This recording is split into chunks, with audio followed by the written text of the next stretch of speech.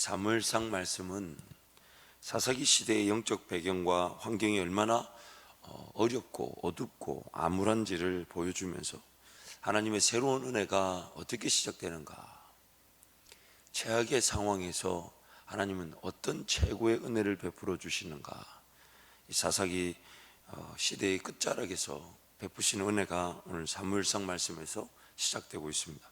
그래서 사사기 3장 1절 말씀을 보면 그때 그 시절이 이렇게 표현합니다. 사무엘이 엘리 앞에서 여호와를 섬길 때에는 여호와의 말씀이 희귀하여 이상이 흔히 보이지 않았더라.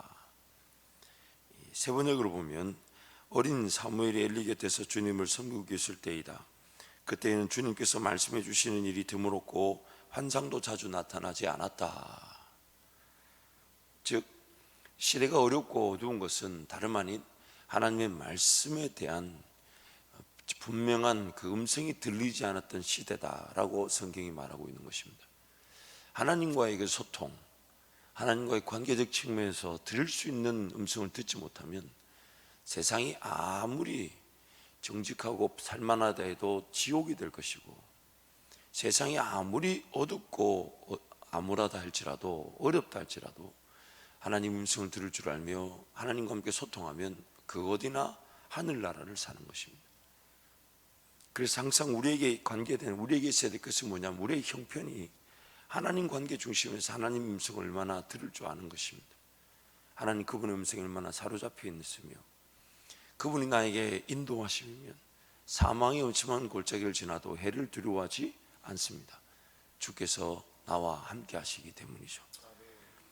공교롭게도 지금 이렇게 영적 암울한 시대를 이제 그 사사 엘리의 영적 형편과 비교해서 지금 사무엘상은 내용을 소개하고 있습니다.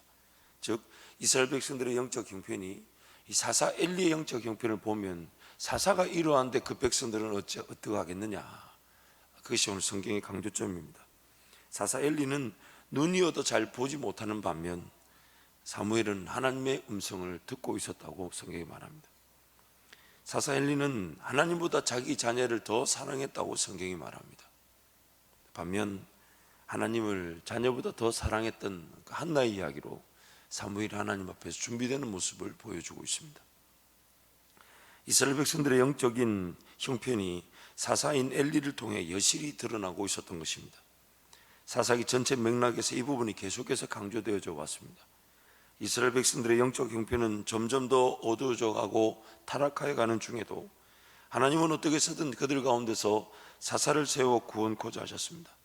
그러다 보니 세워지는 사사의 수준은 이스라엘 백성들의 영적 수준을 이해하기는 충분했지만 안타까운 것은 그 사사의 수준도 그가 하나님과 올바른 관계를 가지지 못하는 수준, 하나님과 올바른 관계를 누리지 못하는 백성의 수준을 대변했을 뿐이라는 것입니다. 그래서 엘리는 눈이 어두워져 보지 못했을 뿐만 아니라 또한 하나님의 음성을 잘 듣지도 못했습니다. 그 시대에 하나님의 음성을 들어야 될 자로 세움을 받은 사사임에도 불구하고 그 엘리는 눈이 어두웠을 뿐만 아니라 하나님 음성조차 듣지 못했습니다. 그래서 자기 아들들의 죄악으로 인해 하나님의 심판이 임할 것이라는 그 하나님의 음성을 하나님의 사람을 통해 들었습니다. 사사기 2장 27절 말씀 가보면 하나님의 사람이 엘리를 찾아가 그 심판이 확정적임을 그 엘리에게 전해주는 모습, 하나님의 음성조차 제대로 듣지 못한 그 사사 엘리의 모습도 이스라엘 백성들의 전체 영적 형편들, 하나님은 그러한 영적 형편 가운데서도 하나님의 방식대로 그 하나님의 사람을 준비하고 계셨습니다. 그가 바로 사무엘이었습니다. 사무엘의 어머니 한나는 자녀를 낳지 못했습니다. 남편의 사랑은 받았지만 자녀를 낳지 못하는 것으로 다른 부인에게서 멸시와 갈취를 당했습니다. 그녀가 당한 아픔으로 하나님께 기도했을 때 하나님께서 그 기도에 응답해 주셨는데, 자녀를 주신 하나님께 감사하는 마음으로 그 한나는 자녀 사무엘을 하나님께 드리게 됩니다. 사무엘은 사실 주의 전에 바쳐지게 되었지만, 젖을 떼자마자 주의 전에 드려지게 되었지만, 사실 사무엘이 드려진 그 전의 환경은 그리 좋은 환경은 아니었습니다. 그 엘리, 사사 엘리의 영적 형편도 소개하였지만 그 아들들 홈리와 비나스는 하나님을 두려워할 줄 모르고 그 제사 예물을 함부로 자신들의 육신의 욕구를 채우기 위한 것으로, 또한 온갖 더러운 짓을, 성경이 그렇게 고발하고 있죠. 그들도 기회 나중에 블레셋 전투에서 다 심판을 당하고 맙니다. 엘리의 영적 형편, 홈리와 비나스의 상황. 그래서 사무엘상 3장 13절 14절 말씀 보면 이렇게 얘기합니다. 내가 그의 집을 영원토록 심판하겠다고 그에게 말한 것은 그가 아는 죄악 때문이니 이는 그가 자기 아들들이 저주를 자청하되 금하지 아니하였음이니라. 그러므로 내가 엘리의 집에 대하여 맹세하기를 엘리 집의 죄악은 제물로나 예물로나 영원히 속죄함을 받지 못하리라 하였노라 하셨더라. 하나님께서는 그러한 좋지 않은 환경 속에서도 사무엘로 하여금 하나님의 사람으로 자랄 수 있도록 인도해 주셨습니다. 물론 좀 더 좋은 영적 환경 필요할 수 있고 또 갖추어질 수 있다면 갖추어져야 합니다. 당시 했던 헌신과 수고를 통해 좋은 환경이 가정이든 교회든 갖춰질 수 있으면 갖춰져야 되지만, 그러나 그 환경 자체가 하나님과의 관계적 측면에서 해석되지 않으면 안 됩니다. 어떤 시설적인 부분이라든지 혹은 인간적인 어떤 기준에서의 그런 부분만을 강조해서는 안 됩니다. 환경이 나쁘다 할지라도 오히려 그 나쁜 환경 속에서 하나님의 일하심이 드러날 수 있는 기회가 될 수 있다는 것이 지금 성경에 우리를 향한 권면이자 권고의 말씀입니다. 그래서 3장 19절에서 21절 말씀 보면 우리 함께 한번 선포할까요? 사무엘이 자라매 여호와께서 그와 함께 계셔서 그의 말이 하나도 땅에 떨어지지 않게 하시니 단에서부터 브엘세바까지의 온 이스라엘이 사무엘은 여호와의 선지자로 세우심을 입은 줄을 알았더라. 여호와께서 실로에서 다시 나타나시되 여호와께서 실로에서 여호와의 말씀으로 사무엘에게 자기를 나타내시니라. 세상 리더십도 이 부분을 압니다. 어떤 유지를 물려받아서 유지 관리할 수 있는 정도의 수준은 그 자녀들 그 세대에 주어지는 경우가 있지만 그 오래 가지는 않죠. 근데 재밌는 것은 새로운 영역이 개척이 된다든지 인류 공헌에 막대한 영향을 끼칠 일이 끼치는 것은 어떤 새로운 한 사람이 어렵고 힘든 상황 속에서 그만의 자기 길을 걸어갈 때 그 길이 열렸다는 것이 세상 리더십에서도 인정하는 바입니다. 항상 환경이 어렵다고 해서 그 환경 자체가 전부가 아닙니다. 하나님께 드려졌다면 그 하나님께서 길러주신다는 것을 오늘 여호와의 전에 드려진 사무엘의 얘기로 우리에게 말씀하고 계신 것입니다. 그래서 사무엘이 하나님의 전에 드려져 하나님 함께 하십니까? 지금 하나님의 말씀과 이상이 보이지 않았던 시대에 백성들은 사무엘을 통해 하나님의 음성을 듣게 되었다고 말합니다. 그리고 그 음성이 사무엘이 뭐든지 말하든지 간에 하나님이 사무엘을 통해 그 모든 말했던 것이 이루어지도록 나타내도록 하셨다는 것이죠.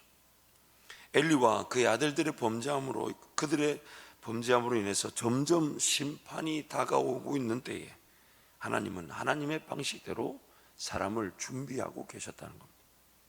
그리고 블레셋에 의해 전쟁이 패배하면서 엘리 집안은 말씀대로 심판을 당하고 법궤까지 빼앗기게 되었습니다. 하지만 하나님께서는 이 법궤가 블레셋 땅에 가 있는 동안에 이스라엘 백성이 한 사람이 없는데 그 법궤가 이스라엘 블레셋 땅에 가 있는 동안에 7개월이라 그래요. 7개월 동안 그 법궤 홀로 블레셋 사람들을 충분히 굴복시키고 남았다는 겁니다. 참 재밌는 기록이죠. 하나님의 백성이란 자들은 하나님과의 관계를 잃어버려서 법궤를 지키고 관리할 만한 능력이 없었는데, 법궤는 그 블레셋 땅에 가서 그 블레셋 백성들이 그 법궤를 통해 하나님을 인정할 만큼 하나님 홀로 일하시기에 충분했다는 겁니다. 그래서 다곤의 신전 안에, 자기네 섬기는 신당 안에 넣어놨더니 신당이 엎어져 있으니까 신당을 다시 세워놨더니 그 다음날 갔더니 신당 안에 이 신상이 완전히 부서져 가지고 법궤 앞에 산산이 조각나 엎어져 있는 걸 보게 되죠. 그래서 이 법궤를 지역마다 옮기지만 악송 종량이 생겨나서 온 백성이 난리가 났습니다. 서로 가져가라고 난리예요. 서로 가져가라고 난리가 나니까 이 블레셋 방백들이, 근데 참 재밌는 기사가 나옵니다. 성경이 그걸 강조하는 바인데, 다곤의 그 신상이 법궤 앞에 엎드려져 쓰러져 부서져 가지고 다곤의 그 신상 머리가 그 문지방에 턱 걸려 있으니까, 그래서 그럼 이 보세요, 이게 법궤 능력으로 자신들의 신상이 무너졌으면 신상을 버리고 법궤를 섬겨야 되는데 이 블레셋 사람들은 끝까지 자기네들 신을 섬기죠. 그래서 그 문턱에 그 신상 머리가 이 엎어져 있었다 해서 문턱을 밟지 않고 지나다닌다 그러잖아요. 성경이 그렇게 표현을 합니다. 참 그 부분을 보면 얼마나 사람들이 미혹되어져 있고 하나님 백성, 자기 백성이 아닌 사람들의 행태를 철저하게 보여줍니다. 아니, 법궤 앞에 신상이 무너졌으면, 그래서 온 나라를 돌아다니면서 그 법궤가, 그들이 법궤를 통해 하나님의 일하심을 본다면 자신들의 신상을 버리고 하나님을 섬겨야 되는데 쓰러지고 넘어진 자신들의 그 신상, 신, 그것을 섬기기에 급급한 그 모습들. 어쨌든 블레셋 사람들은 기어이 자신들의 이제 제사장들을 불러가지고 어떻게 하면 좋겠냐 했더니, 이제 이 제사장이 이건 돌려보내야 된다. 그런데 만약 이렇게 해서 돌려보내지면 정말 우리에게 내린 재앙은 이 법궤의 그 이스라엘의 하나님이란 그 하나님이 우리에게 재앙을 내리신 거고, 그렇지 않으면 도로 이 법궤는 우리에게 오게 될 것이다. 그래서 한 일이 뭐냐면 베세메스로 가는 길에 젖을 먹이고 있는 어미 암소 2마리에 법궤를 달아서 수레에 법궤를 달아서 보내는 겁니다. 그 송아지를 옆에 두고, 방금 젖을 먹는 송아지들을 옆에 두고, 그 송아지들 얼마나 울겠어요. 근데 그 젖이 나오는 그 어미소가 그 베세메스로 가는데 성경이 이렇게 말하죠. 어미소가 울면서 그 베세메스로 향하여 그대로 곧 직진해서 올라가더라. 그 시편 말씀에 그런 말씀이 나오지 않습니까? 눈물로 씨를 뿌린 자는 기쁨으로 단을 거두리로다. 할 수만 있다면 내게서 이 잔을 옮기시옵소서 했던 우리 주님의 그 십자가, 그 베세메스로 향하는 그 암소의 두 사람, 암소의 모습에서 우리 예수님의 모습과 또한 예수님처럼 십자가의 길을 걸어가는 우리의 모습을 발견하게 됩니다. 그래서 똑바로 가서 베세메스 사람들이 이르렀는데, 베세메스 사람들이 법궤가 돌아왔으니까 그 블레셋 사람들이 보낸 그 수레를, 그 암소를 가지고 하나님께 제사를 드리는데, 정말 재미있는 것은 하나님을 알지도 못했던 블레셋 사람들은 법궤를 함부로 대하지 않았는데, 이스라엘 백성이라는 베세메스 주민들은 법궤를 들여다본 걸로 무려 많은 사람들이 죽임을 당하게 됐다는 겁니다. 하나님을 모르는 이방 민족들은 법궤를 함부로 대하지 않았는데, 법궤 무서운 줄 알고 그대로 돌려보냈는데, 이스라엘 백성들은 법궤 무서운 줄 모르고 그것을 들여다보려고 했다가 재앙을 당했다는 것입니다. 이 성경이 보면 5만 70명이라고 이렇게 번역이 되어 있는데 논란이 많습니다. 그래서 성경이 이제 진본이 없잖아요. 성경은 진본이 없습니다. 모두가 사본을 근거로 해서 이렇게 이 공통적인 부분들이 기록되어 있는데, 그 사본들의 기록 내용을 보면 28대 20이라는 얘기가 있습니다. 한 28가지 사본은 5만 70명이라고 번역이 되어 있고, 한 20가지 정도 번역은 70명으로 번역이 되어 있는데, 우리 개정 성경은 그냥 5만 70명, 예전에 있던 그 주류를 따랐던 5만 70명을 이어서 번역했다라고 학자들은 봅니다만은, 어쨌든 많은 인원이 심판을 당한 것은 분명한 사실입니다. 그래서 그 70명 이상의 그런 인원이 죽게 되고, 그 베세메스 주민들이 자기네들이 죽임을 당해야 되니까 그 기럇 여아림으로 이 법궤를 보내게 됩니다. 그리고 기럇 여아림에서 법궤는 20년 정도 머물렀다고 성경이 말하는데, 다윗이 왕이 되어 법궤를 가지고 올라갈 때까지를 20년으로 얘기하는 것입니다. 그러면서 오늘 우리가 읽은 이 본문의 말씀이 사건이 등장합니다. 사무엘이 그렇게 신실하게 하나님과의 관계 속에서 하나님을 섬겼지만, 사무엘의 아들들이 뇌물을 받고 판결을 굳게 하는 등 신실하지 않은 모습을 보이자 이스라엘 장로들은 사무엘을 찾아가 이렇게 말합니다. 우리 5절 말씀 같이 한번 읽겠습니다. 함께 갑니다. 그에게 이르되 보소서, 당신은 늙고 당신의 아들들은 당신의 길을 따르지 아니하니 모든 나라와 같이 우리에게 왕을 세워 우리를 다스리게 하소서 한지라. 사무엘이 이 말을 듣자 매우 불쾌하게 여겼다라고 성경이 말하죠. 그러자 하나님이 사무엘에게 이렇게 얘기하십니다. 우리 6절 7절 말씀 함께 선포합니다. 우리에게 왕을 주어 우리를 다스리게 하라 했을 때에 사무엘이 그것을 기뻐하지 아니하여 여호와께 기도하매 여호와께서 사무엘에게 이르시되 백성이 내게 한 말을 다 들으라. 이는 그들이 너를 버림이 아니요 나를 버려 자기들의 왕이 되지 못하게 함이니라. 이스라엘 장로들과 백성들이 사무엘의 아들들의 범죄로 인하여 왕을 구한 일이 하나님께서는 말씀하시기를 그들이 나를 버려 왕이 되지 못하게 하였다. 하나님께서는 사실 모세나 여호수아나 갈렙 그런 사사들을 세우셔서 그들을 통해 하나님의 다스리신 나라 그 백성에게 은혜를 베풀어 주셨습니다. 그러나 이스라엘 백성들은 하나님을 왕으로 인정하지 않았다는 것입니다. 단지 눈에 보이는 세상 방식의 그 왕이 좀 더 합리적일 거라고 생각을 한 겁니다. 지금 성경이 오늘 이 부분을 가지고 우리에게 경고하는 바는 이거예요. 하나님을 온전히 섬기지 않았을 때 다른 나라 인간 왕이 세운 나라의 침략을 받을 때마다 그들이 그걸 배워버렸던 거죠. 야, 우리도 저렇게 왕이 없으니까 이렇게 침략을 당하는구나. 그러나 정작 그들을 구해준 것은 하나님이 사사를 세워 그들을 구해준 것인데 그 세상 나라 방식의 왕을 구했다. 그래서 하나님과 관계가 소홀히 되었던 백성들의 영적 모습은 고통과 신음 속에 울부짖어야만 하나님이 도움을 주는 상태에 처하게 되고, 하나님이 좀 은혜를 베푸셔서 사무엘을 통해 하나님께서 은혜를 베풀어 주셨을 때는 이제는 자기 방식과 자기 생각으로 하나님을 섬기려는 것으로 하나님을 거절하려고 한다는 것입니다.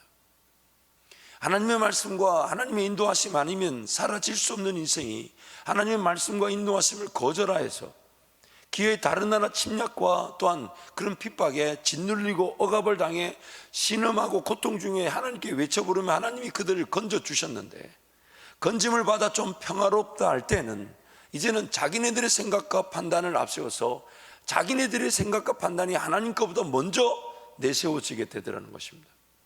지금 성경이 말하는 바는 분명히 하나님께서도 세상 나라 방식은 아니지만 하나님 앞에 먼저 깨어 기도하는 자들, 그 사사라는 자들을 세우셔서 하나님의 통치와 다스리심을 분명히 드러내셨습니다.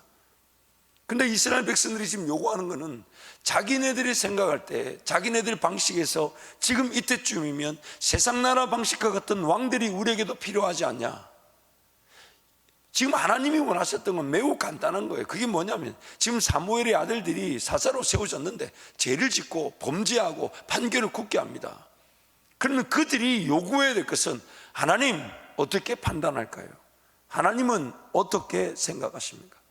하나님도 이 일을 분명히 보고 계시지 않습니까? 하나님도 분명히 이것이 틀린 것을 알고 계시지 않습니까? 그럼 우리는 어떻게 해야 됩니까? 우리는 어떻게 해야 됩니까? 모든 백성들이 하나님 앞에 깨어 있어서 하나님 앞에 함께 그 기도의 책임을 가지고 인내할 줄 아는 것이 바로 교회 공동체입니다.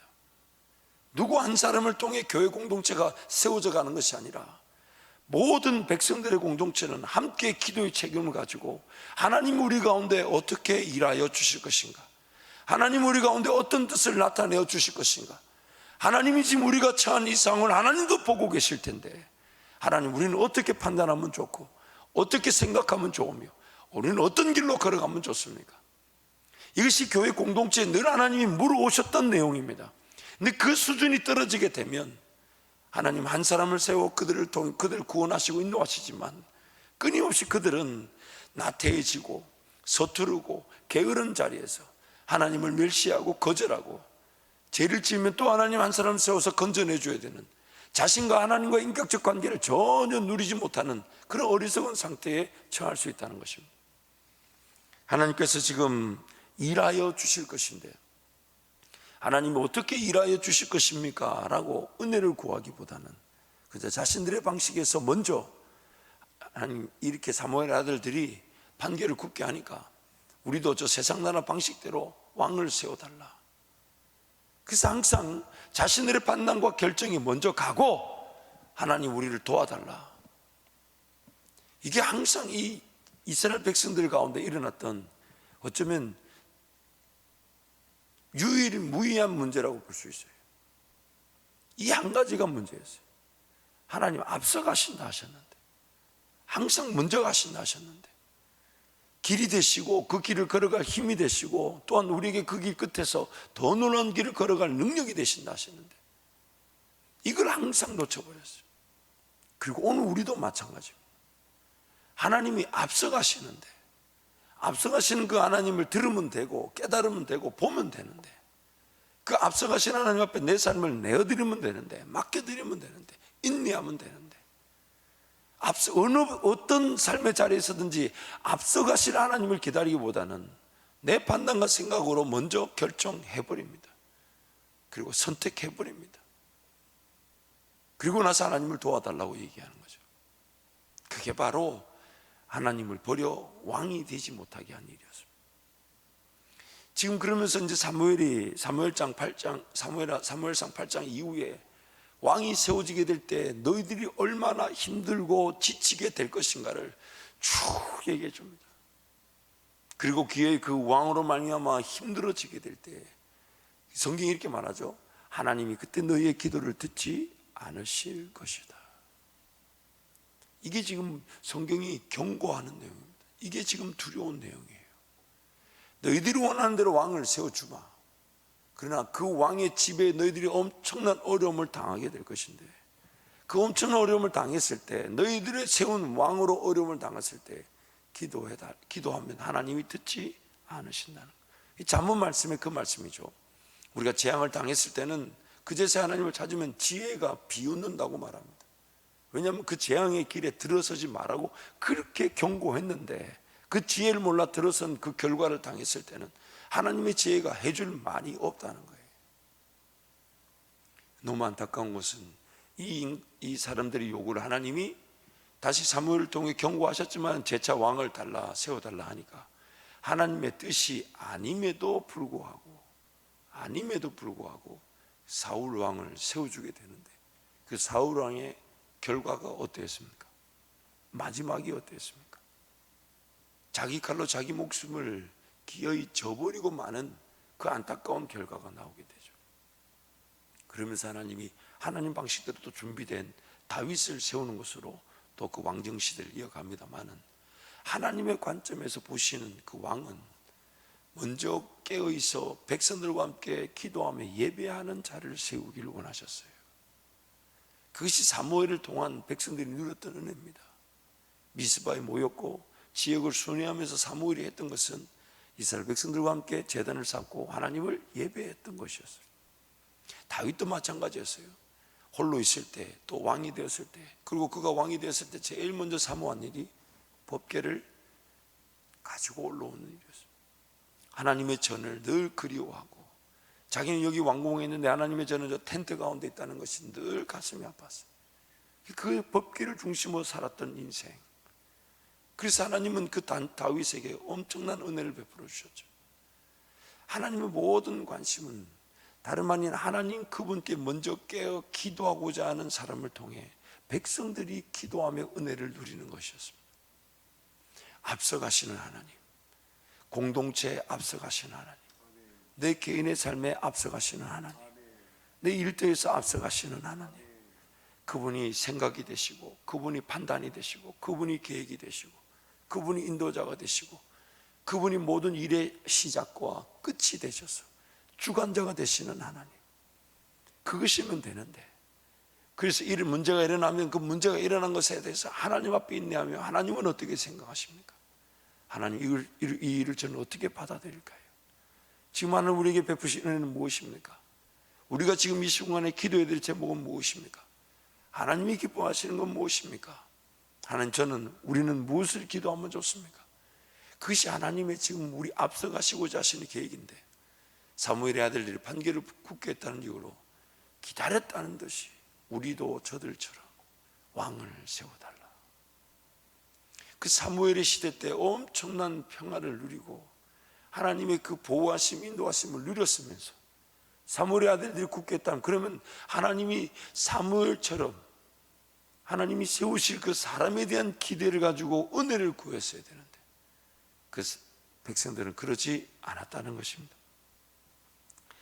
사랑하는 성도 여러분, 오늘 우리 삶에 하나님의 관심, 항상 하나님은 우리 형편에 따라 우리 형편에 우리의 수준에 따라 앞서가기를 원하십니다. 앞서가기를.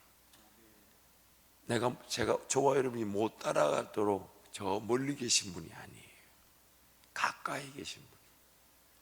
그러나 주님을 사모하는 마음으로 하나님을 의지하면 반걸음이라도 제대로 걸어갈 수 있도록 도와주실 텐데, 문제는 우리가 딴 길로 가버린다는 거예요. 각기 제 길로 간다는 거예요.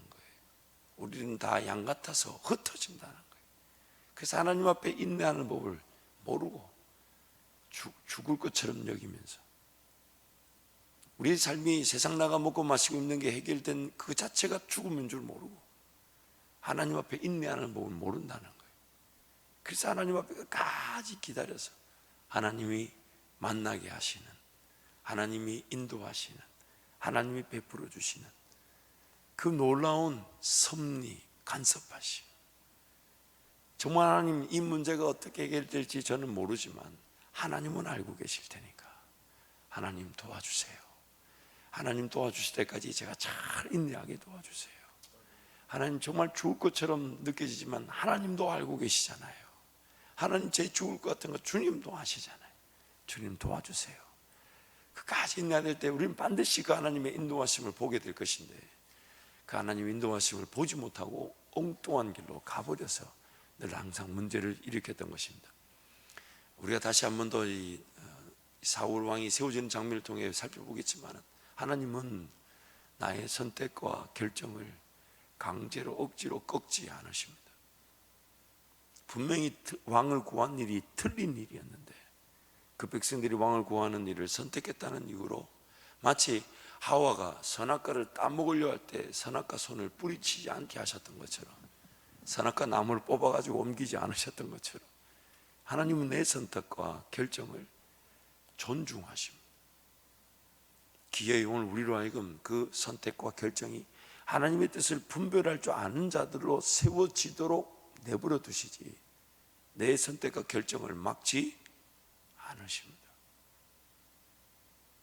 물론 하나님이 복음을 전하는 길에서 더 놀라운 길로 인도하시는 경우, 방향을 옮기게 하시는 경우는 있었습니다.